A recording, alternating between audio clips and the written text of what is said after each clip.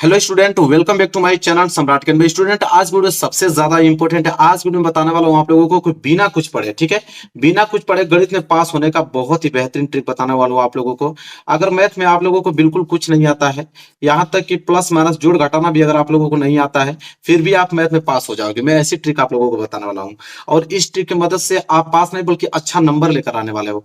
मात्र ये 3 ट्रिक को आपको जान लेना है और 3 ट्रिक को जानने के बाद आपको गणित के पेपर में उस ट्रिक को लगाना है और टीचर जो है खुश होकर पूरा का पूरा नंबर आप लोगों को देगा। ठीक है, टीचर जो का इतनी बेहतरीन कॉपी आप लोगों को देखने में लगेगी कि टीचर पूरा का पूरा खुश होकर आप लोगों को नंबर देगा, कभी जिंदगी में फेल नहीं कर सकता है। इस बात की मेरी गारंटी है, 100% मेरी गारंटी है। मैं इस बात का गारंटी लेता हूं। बस वीडियो को आप पूरा देखना और जो ट्रिक मैं आप लोगों को बताऊंगा वो ट्रिक अप्लाई करके आना। ये उनके लिए वीडियो में आप लोगों को बताऊंगा जो गणित में बिल्कुल कमजोर है। ये नहीं कि पढ़ने वाले बच्चे भी देखें और इस ट्रिक को लगाने लगे, मतलब पढ़ने वाले बच्चे खुद मेहनत करके पढ़ें और अच्छा नंबर ले गए हैं। ये उनके लिए है कि जो कुछ उनको प्लस माइनस मतलब समझ रहे हो, अगर जोड़ घटाना भी नहीं आता है, उनके लिए बता रहा हूं कि ताकि सबका भला हो पाए और सब लोग पास हो पाए। इसलिए मैं ट्रिक आप लोगों को बता रहा हूं कि गणित में बहुत सारे बच्चे फेल होते हैं। सबसे ज्यादा किसी भी विषय में फेल होने की जनसंख्या गणित में ही हो बच्चों की। इसलिए मैं इस ट्रिक को बताया हूं कि ताकि सभी लोग पास हो पाए। देखो मेरे प्यारों, जो वीडियो को लाइक कर देना, चैनल पर ना तो चैनल को सब्सक्राइब कर लेना। सबसे पहले देखो, सबसे पहले आपको करना क्या है, सबसे पहले मैं ट्रिक आप लोगों को बताऊंगा ऑब्जेक्टिव क्वेश्चन का। ठीक है, ऑब्जेक्टिव क्वेश्चन सबसे पहले आपको ऑब्जेक्टिव क्वेश्चन आएगा आपके एग्जाम में और 20 ऑब्जेक्टिव क्वेश्चन रहेंगे। सबसे पहले देखो ऑब्जेक्टिव क्वेश्चन में कैसे आप पास हो गए। ठीक है, तो ऑब्जेक्टिव क्वेश्चन के देखो, इस बार पेपर में जो आप लोगों के हैं, पेपर में 20 ऑब्जेक्टिव क्वेश्चन आएगा और 20 ऑब्जेक्टिव क्वेश्चन में आप लोगों को OMR शीट मिलेगी। ठीक है, OMR शीट में आप लोगों को उसको रंगना होगा। OMR शीट नहीं देखे हो तो मैं दिखा देता हूं आप लोगों को। ये OMR शीट है और यहाँ पे आपको देखो 1 से लेके 20 तक कॉलम बना हुआ है, 20 क्वेश्चन का है। इसमें आपको रंगना होगा, बी सही होगा तो बी रंगना होगा, सी सही होगा तो सी रंगना होगा। ठीक है, तो उसके लिए बता रहा हूं पहले 20 ऑब्जेक्टिव क्वेश्चन कैसे सही करोगे आप लोग। ठीक है, इसके बाद मैं आपको बताऊंगा कि सब्जेक्टिव क्वेश्चन जो कि आपको बोर्ड की कॉपी में लिखोगे कैसे, उसको कैसे लगाओगे। बोर्ड की कॉपी भी मेरे पास है, एक पेपर भी मेरे पास है 2024 का।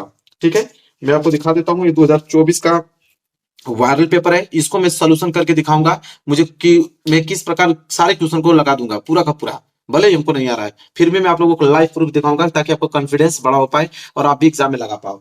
चलो देखो, सबसे पहले 20 ऑब्जेक्टिव क्वेश्चन करने का ट्रिक क्या है। 20 ऑब्जेक्टिव क्वेश्चन में सबसे पहले मेरे प्यारे बच्चों आपको 4 ऑप्शन मिलेंगे।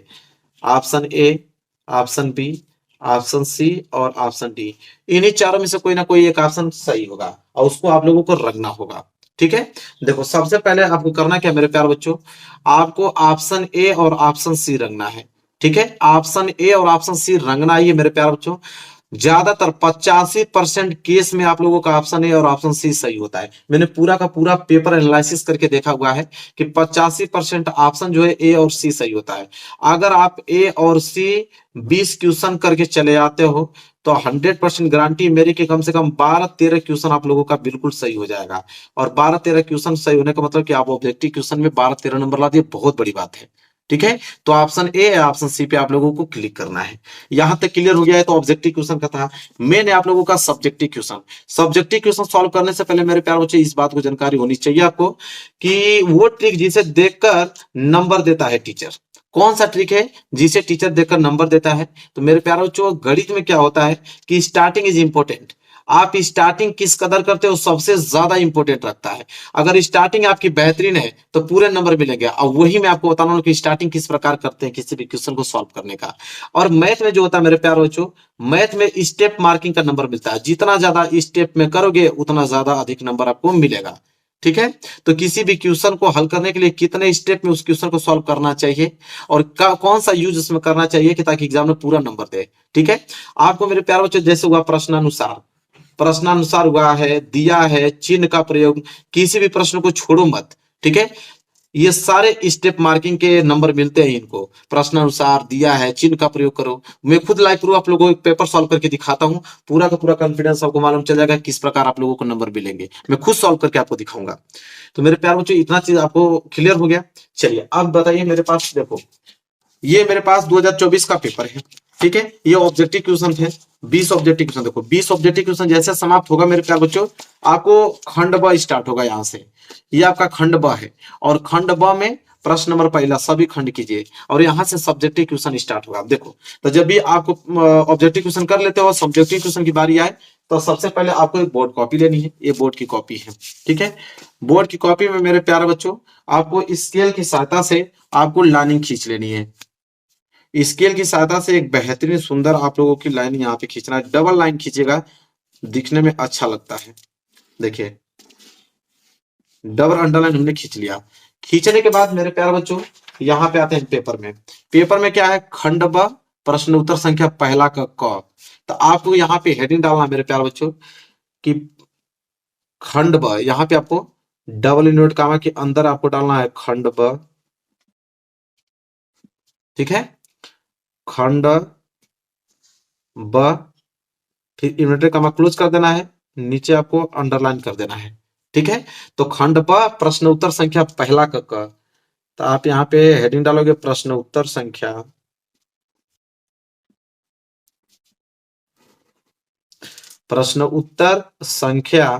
पहले का क था, तो आपको डालना पड़ेगा प्रश्न उत्तर संख्या पहले का क, ठीक है। इसके नीचे आप स्केल की सहायता से यहाँ पे आपको अंडरलाइन करनी है,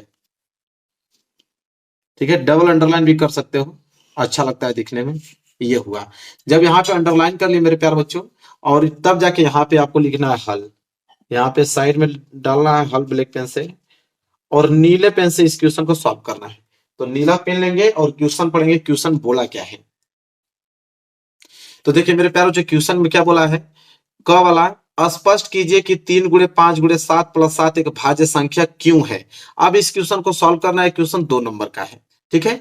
तो सबसे पहले हम लोग लिखेंगे कि दिया है। सबसे पहले हम लोगों को लिखना है क्या है, कि दिया है। देखो ट्रिक क्या है, कैसे हल करेंगे। सबसे पहले दिया है, वो भी ब्लैक पेन से। तो इतना काम तो कर ही सकते हो, आप सवाल नहीं लगाना चाहते हो, लेकिन दिया है तो लिख ही सकते हो। तो लिखोगे दिया है, दिया है। दिया है लगाने के बाद मेरे प्यारे बच्चों, यहाँ पे आपको लाइन खींचनी इस तरह, ठीक है। ये टॉपर की एक पहचान होती है। अगर लाइन भी आपने मिस्टेक नहीं किया तो समझो एक टॉपर ही होगा कि जो लाइन मिस्टेक नहीं किया है। उसको एग्जामिनर को पता चल जाता है। दिया है, क्या दिया था, तो दिया था मेरे प्यारे बच्चों, यहाँ पे देखेंगे क्या दिया है, कि 3 गुणे 5 गुणे 7 प्लस 7 एक भाज्य संख्या क्यों है। तो ये जो 3 गुणे 5 गुणे 7 प्लस 7 दिया है ना, इसको आप नोट करो, दिया है। तो यहाँ पे आप लिखोगे 3 गुणे 5, फिर गुणे 7, और फिर प्लस में क्या दिया हुआ है, 7। इस तरह कर देना है आपको, ठीक है। यहां तक कोई दिक्कत नहीं होनी चाहिए। इसके बाद मेरे प्यारे बच्चों, आप देखोगे कि 3 गुणे 5 गुणे 7 है, यहाँ बीच में प्लस लगा हुआ है, इधर 7 है। तो देखो यहाँ प्लस के बाद इधर संख्या अलग है गुणा में, और प्लस के बाद एक संख्या 7 है। तो आपको मालूम चलेगा कि 7 आप कॉमन ले सकते हो। इतना तो दिमाग आपको काम करना ही पड़ेगा कि 7 कॉमन ले सकते हैं, ठीक है। तो आप देखो मैथ लगा रहे हो ना, तो यहाँ पे आप लोग एक लाइन छोड़ दिया करो, दूर लिखा करो। यहाँ से एक लाइन छोड़ने के बाद 7 7 कॉमन ले लो। जब 7 कॉमन लोगे तो एक कोष्टक लगा दो। 7 कॉमन ले लोगे तो बचेगा 3 गुणे 5, ठीक है। और गुणे 7 कॉमन ले लिए तो 1 बचेगा, फिर बीच में प्लस, इधर 7 में 7 कॉमन ले लिए तो 1 बचेगा। फिर कोष्टक को यहाँ पे आपको कर देना है बिल्कुल बंद, ठीक है। यहाँ पे बंद करना है, और यहाँ पे आपको ये वाला चिन्ह आपको लगाते जाना है इक्वेशन सॉल्व करते समय, ठीक है। अब यहाँ पे आपको बस गुणा कर दो, इतना तो आपको मालूम होगा। 7 गुणा करोगे मेरे प्यारे बच्चों, तो 3 5 15, 15 में गुणा करोगे तो 15। तो 15 यहाँ पे लिखो, और प्लस यहाँ पे 1 लिखो।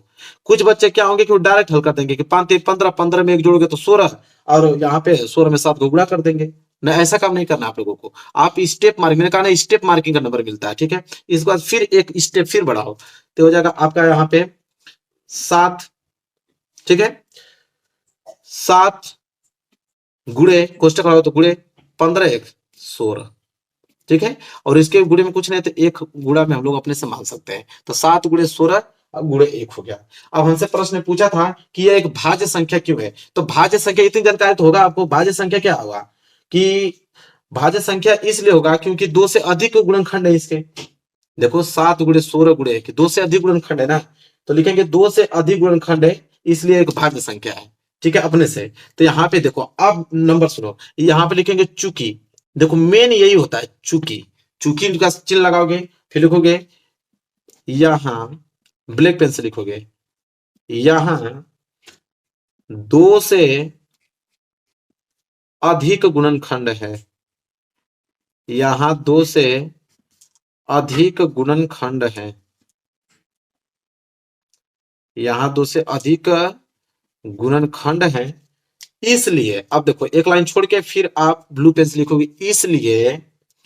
यह इसलिए यह एक भाज्य संख्या है, भाज्य संख्या है, खड़ी पाई। अब देखो ये होता है टॉपर की पहचान, और टॉपर इस कदर लिखते हैं। जब इस तरह लिखोगे मेरे प्यारों, जो पूरे नंबर आपको दिए जाएंगे।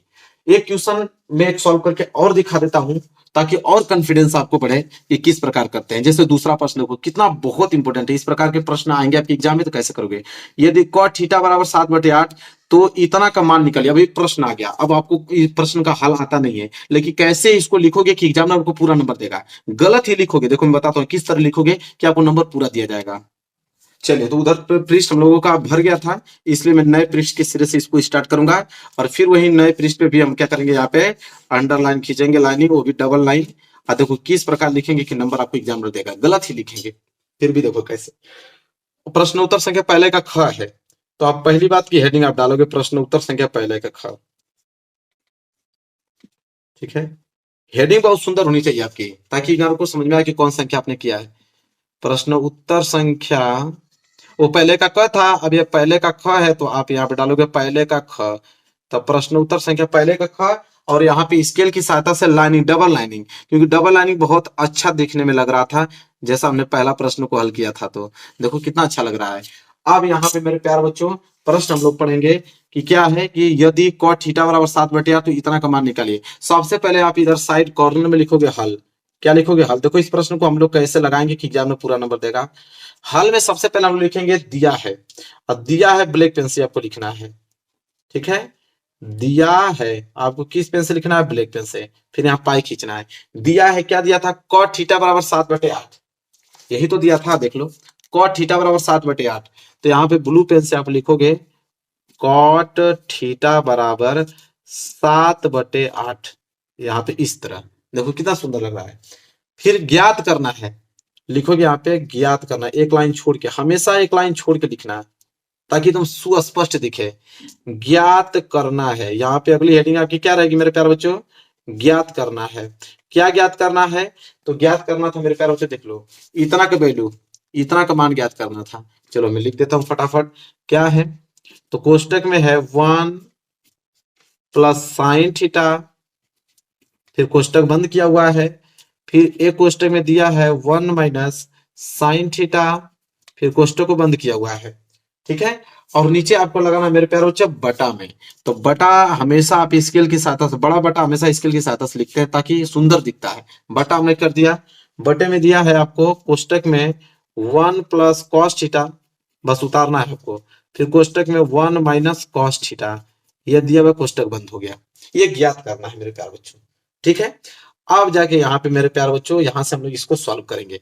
तो हम लोग लिखेंगे, चूंकि यहाँ पे आपको एक फॉर्मूला दिख रहा होगा 1 प्लस ए प्लस बी और ए माइनस बी का। जब आपको फॉर्मूला अगर मालूम चल जाए ना, तो और अच्छी बात है। जब फॉर्मूला मालूम चल जाए, तो फॉर्मूला ब्लैक पेन से कोष्टक में लिखा जाता है, चूंकि हम जानते हैं कि ए प्लस बी और ए माइनस बी बराबर जो फॉर्मूला होता है, वो होता है ए स्क्वायर माइनस बी स्क्वायर कोष्टक बंद। यहाँ पे फार्मूला, और यहाँ पे लिख भी सकते हो हिंदी में कि सूत्र।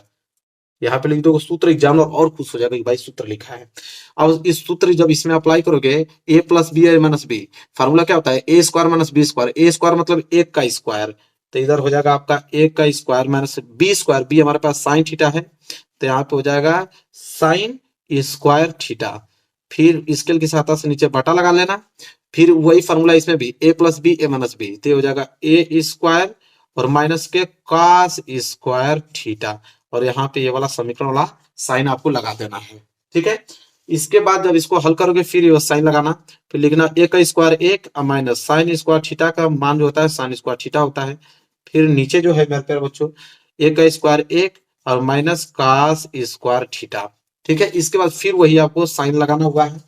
इसके बाद देखो 1 माइनस साइन स्क्वायर थीटा, यहाँ कोष्टक में लिख देना है। कोष्टक में फार्मूला कहता है, फार्मूला क्या कहता है कि 1 माइनस साइन स्क्वायर थीटा बराबर फॉर्मूला होता है कास स्क्वायर थीटा मेरे प्यारे बच्चों। ठीक है, ये फार्मूला होता है।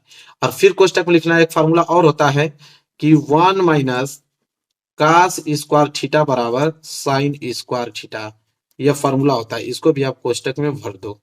ठीक है, और यही यही फार्मूला यहाँ पर अपना लो। देखो 1 माइनस साइन स्क्वायर थीटा, तो 1 माइनस साइन स्क्वायर थीटा को हमने कॉस स्क्वायर थीटा है, तो इसको हम लोग कॉस स्क्वायर थीटा लिख देंगे। और बटे में 1 minus cos square theta, 1 minus cos square theta sine square theta है, तो आप लिख लेंगे साइन स्क्वायर थीटा। अब यहाँ पे चूंकि हम लोग लिखेंगे, फिर सूत्र यहाँ पे लिखेंगे कि सूत्र कहता है कि कास स्क्वायर थीटा बटे साइन स्क्वायर थीटा बराबर कॉट स्क्वायर थीटा होता है, ये सूत्र कहता है। तो कॉस स्क्वायर थीटा बटे साइन स्क्वायर थीटा बराबर हम क्या लिख देंगे, कॉट स्क्वायर थीटा। और कॉट थीटा का वैल्यू हमको दिया था, कॉट थीटा बराबर 7/8, तो यहाँ 7/8 का हम क्या कर देंगे, होल स्क्वायर कर देंगे मेरे प्यारे बच्चों। तब नीचे भर गया, तो बगल में यहाँ पे लगा दो, 7 का स्क्वायर 49 और 8 का 64। अभी आपका आंसर है, तो आंसर को हमेशा कोष्टक में पैक किया जाता है और तीर का निशान दे के लिखा जाता है आंसर। ठीक है, ये एक पहचान होती है मेरे प्यारे बच्चों। अगर इस तरह गलत सही भी किए हो मेरे प्यारे बच्चों, पूरे नंबर आपको मिलेंगे मेरे प्यारे बच्चों, एक नंबर आपका कटने वाला नहीं है, एग्जाम में पूरा का पूरा नंबर आपको देगा। तो ये ट्रिक मेरे पास नहीं भी आता, तो आप बनाकर स्टेप स्टेप बाय लिखते हो, अपने अलग फॉर्मूला उसी में जोड़ते जाओ। ठीक है, उल्टा सीधा जोड़ते जाओ, और लेकिन आपकी राइटिंग अच्छी होनी चाहिए, स्टेप आपका अच्छा होना चाहिए, बस इसके बाद नंबर पूरे मिलेंगे आपको, कोई फेल नहीं कर सकता है। मेरे प्यारे वीडियो को लाइक कर देना, चैनल पर ना तो चैनल को जरूर सब्सक्राइब कर लेना। मिलेंगे आपसे प्यार से नेक्स्ट वीडियो में, तब तक के लिए धन्यवाद।